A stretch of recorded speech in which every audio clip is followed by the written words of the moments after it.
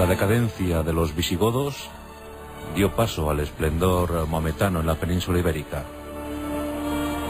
Desde el año 711, esa presencia continuada, los primeros pobladores, no más de 30.000, dieron paso a un emirato gozoso, el proclamado por el omeya Abderramán I. En 756, Al-Ándalus se convertía en provincia independiente. Los abásidas de Bagdad se las vieron muy difíciles para intentar sojuzgar el ánimo de aquellos que se habían proclamado independientes en aquella perla tan occidental, en aquel vergel, en aquel paraíso para el mundo musulmán.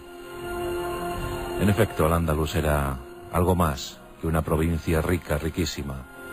Era una tierra de promisión, y muchísimos musulmanes de diversa procedencia, de variada índole, llegaron a la península ibérica dispuestos a asentar todo un imperio.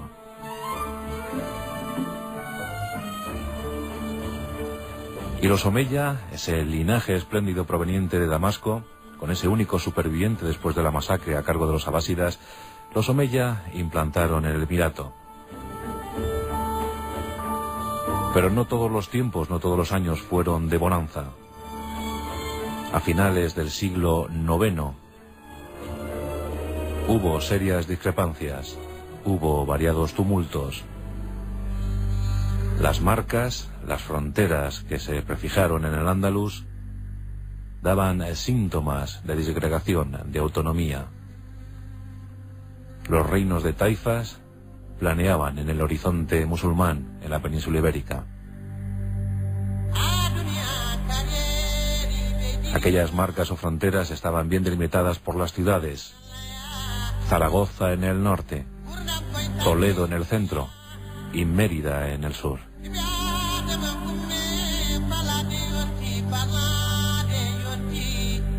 Hubo un gobernante llamado Abdalá que tuvo que ceder los trastos tras su fallecimiento a un nieto, y ese nieto estaba llamado a ser el más grande gobernante del Andalus. Nacido en el año 891, vino al mundo en Córdoba, la gran capital del emirato, llamada a ser también capital del futuro califato. El artífice de todo ello, Abderramán III, inminente príncipe de los creyentes, brazo armado del Islam,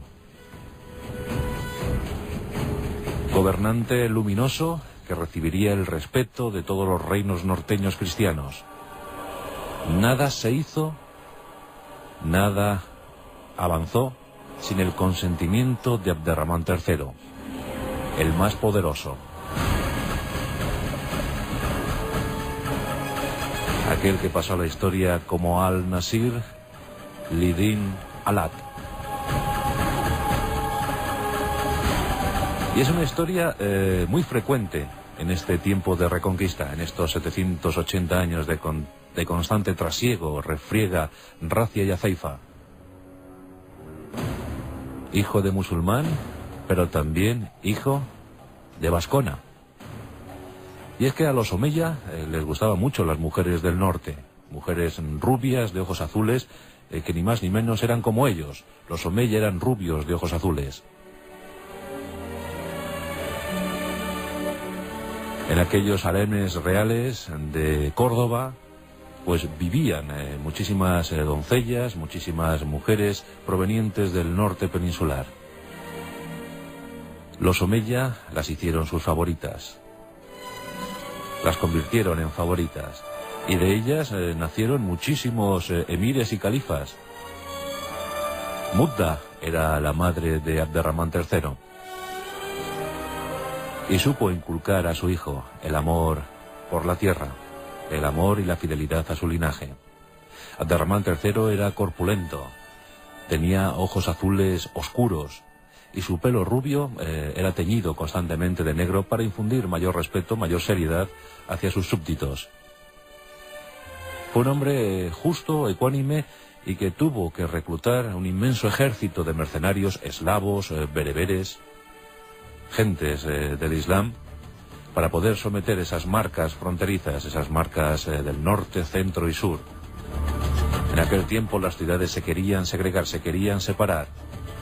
Eran momentos de corrupción para el Andalus. La burocracia no funcionaba, la recaudación de impuestos muchísimo menos. Nadie quería pagar al poder central. Los ejércitos de Abderramán III se enseñorearon de aquel territorio e hicieron que la media luna sufriera el respeto debido. Tras sojuzgar a los irredentos, Al-Ándalus vivió un tiempo de prosperidad. Abderramán III, gran amante como toda su familia de la cultura, quiso que Córdoba fuera la capital más luminosa del occidente europeo. En ese tiempo, la Córdoba casi califal, a punto de ser califal, empezó a ver cómo se incrementaba su población. Se llegó a rozar el 500.000 de habitantes. Decir eso significaba decir que era la ciudad más importante de Europa. Una capital espléndida, bellísima, donde se levantaron más de 3.000 mezquitas, donde existían bibliotecas públicas, una red muy saneada de baños públicos también. Abderramán III pretendió, y lo consiguió, tener la mejor medicina del momento. Los médicos ejercían como cirujanos y curaban muchísimas enfermedades hasta entonces incurables. Los filósofos debatían, los arquitectos construían, todos los gremios participaban en el florecimiento de aquella ciudad. Un siglo X luminoso. Abderramán III había llegado al poder con tan solo 21 años, en ese año 912. Pero en todo el tiempo en el que pudo gobernar al Andalus, la verdad es que Córdoba no dejó de crecer, no dejó de ser bella.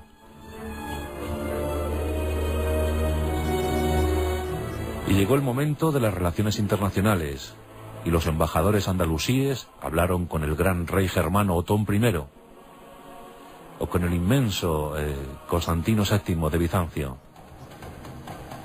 Al-Ándalus también consiguió la mayor expansión territorial, y es que el poder de una secta fanática, los fatimíes, surgidos en Túnez, en la actual Túnez, eran un serio peligro, se habían convertido en un gravísimo peligro para el Andalus.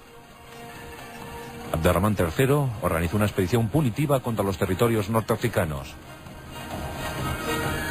De ese modo fue conquistando ciudades como Ceuta,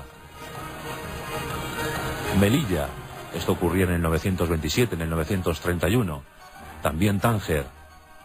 Y en medio de toda esta ofensiva, Abderramán tomó la decisión más importante de su vida, la de autoproclamarse califa. Corre el año de 929. Abderramán III pasará a la historia como el primer califa del Andalus, el príncipe de los creyentes, el brazo armado del Islam. Su poder era conocido en toda Europa. Y también su determinación. Porque no faltaron, a lo largo de sus años de gobierno, las oportunas razias veraniegas sobre los reinos cristianos. En 920, por ejemplo, obtuvo una inmensa victoria, una gran victoria en Navarra, en Valdejunquera. Allí los ejércitos cristianos fueron diezmados por las tropas del Islam. Pero también sufrió reveses militares. Fue el caso en 939 de la célebre batalla de Simancas, la primera gran victoria de los ejércitos cristianos en la Reconquista. Abderramán III, que iba al frente de las tropas, decidió en ese momento no volver a encabezar ninguna expedición militar contra los cristianos. La derrota de Simancas fue humillante para él y ajustició, ejecutó a decenas de oficiales a los que culpó de desidia, a los que culpó de desorganización, de falta de estrategia y táctica en esa batalla contra los cristianos. Lo cierto es que los reinos norteños cobraron muchísima moral tras esa decisiva victoria de Simancas. Aún así, Abderramán III era admirado, respetado, y recibía el vasallaje de esos reinos cristianos, que por otra parte tanto le odiaban. Ya os digo que no se tomaba ni una sola decisión en la península ibérica, no se tomaba ni una sola decisión sin contar con el beneplácito de Abderramán III. En 936 dio un paso fundamental a la hora de fomentar la cultura hispana. Tras haber embellecido Córdoba, rindió homenaje a su favorita, a Azarat. Ella tuvo un sueño, y en ese pensamiento onírico se alzó la ciudad más bella del mundo. Se lo contó a su señor, y Abderramán III, complacido por lo que había escuchado, le prometió hacer tangible, hacer real ese sueño. A 7 kilómetros de Córdoba se encontraban los terrenos propicios para concretar el sueño de Azarat. Y de esa manera surgió Medina Zahara, la ciudad más hermosa del mundo. Se eligieron 100 hectáreas de terreno, y en ellas trabajaron durante 25 años más de 10.000 obreros, para elevar una de las ciudades palatinas de imperecedero recuerdo, con más de 4.000 columnas, con diferentes recintos palaciegos, lugares en los que se recibía embajadas de todo el mundo, jardines preciosos, bellísimos, todo un vergel, un paraíso dentro del paraíso. Se dio cumplida cuenta ese sueño de Azarat, Medina Zahara, la ciudad de Azara. Por desgracia, la inclemencia fanática religiosa acabó con ese sueño. Los bereberes en 1010, después los almorávides y luego el expolio continuado durante siglos acabaron con Medina Zahara. Pero nos queda el recuerdo de aquella ilusión. El recuerdo por engrandecer al Andalus del califa Abderramán III. El primero de su linaje que alcanzó ese grado. Por desgracia, para los Omeya, el califato apenas perduraría un siglo. Ya sabemos que a principios del 11 llegaron los reinos de taifas y con eso la desgracia para el mundo musulmán en la península ibérica. Ya nada volvería a ser lo mismo.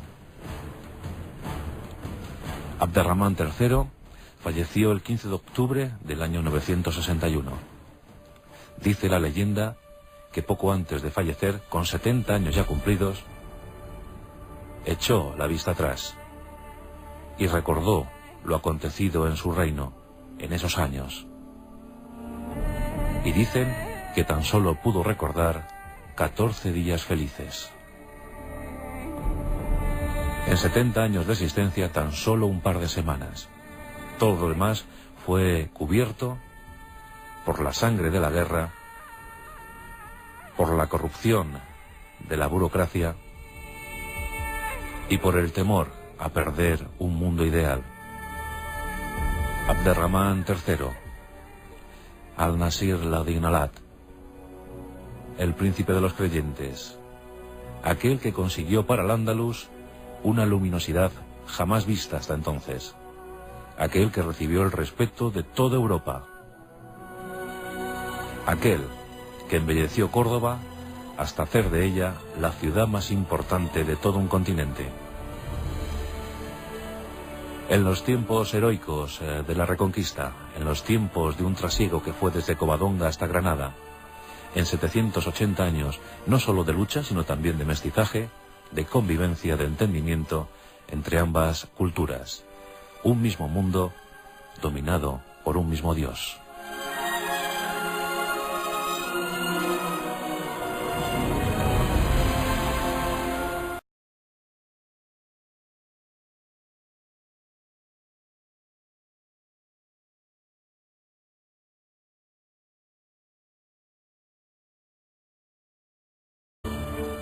Y los Omeya, ese linaje espléndido proveniente de Damasco, con ese único superviviente después de la masacre a cargo de los abásidas, los Omeya implantaron el Emirato.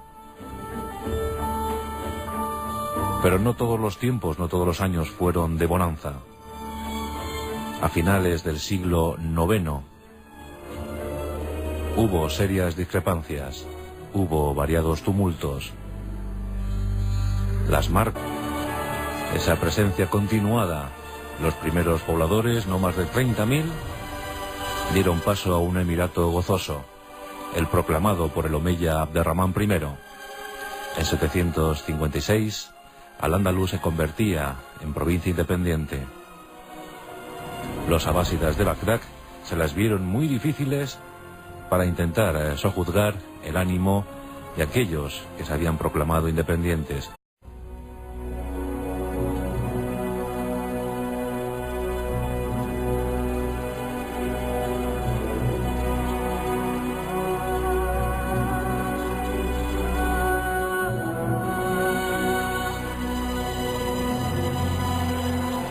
La decadencia de los visigodos dio paso al esplendor maometano en la península ibérica. Desde el año 711, en aquella perla tan occidental, en aquel vergel, en aquel paraíso para el mundo musulmán.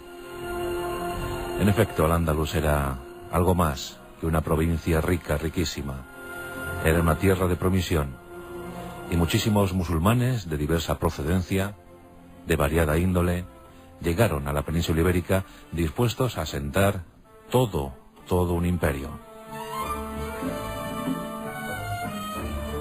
Las fronteras que se prefijaron en el Andalus daban síntomas de disgregación, de autonomía.